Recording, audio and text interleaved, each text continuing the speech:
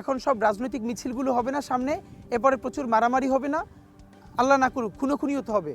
আপনি আমাকে ইলেকশনের দিন পর্যন্ত ভাই আজকে লিখে রাখেন, তারপর একটা রিপোর্ট দিয়েন যে যত জায়গায় যত মানুষ মারা যাবে বা ব্যাডলি ইনজিউর্ড হবে, ওই এলাকার এমপি প্রার্থীর ছেলে আছে কিনা বা মেয়ে আছে কিনা। তারা থাকবে। সে মারামারি করার জন্য কিন্তু তার ছেলেটাকে মেয়েটাকে নিচ্ছে না, সে ইউএস কানাডা অস্ট্রেলিয়ায় পড়াশোনা করে। তা মারামারির জন্য কাকে নিচ্ছে? ওই যে বস্তি থেকে 100 জন, বাহির থেকে 50 জন, যে এই লোকটার টাকার দরকার আছে। ইভেন যার একটা ডিসেন্ট ব্যবসা আছে, দোকান আছে, সেও তো দোকান বন্ধ করে ওখানে যায় না। এর মানে এই যে বিরাট সংখ্যক মানুষ বেকার, বেকারত্ব থেকে সে অ্যাডিক্টেড হয়ে যাচ্ছে, মাদকাসক্ত হয়ে যাচ্ছে। তাকে 1000 টাকা দিলে তো তার বিরাট ব্যাপার, আপনি তাকে দিয়ে মিছিল করাচ্ছেন, মিটিং করাচ্ছেন, মানুষকে মারামারি করাচ্ছেন।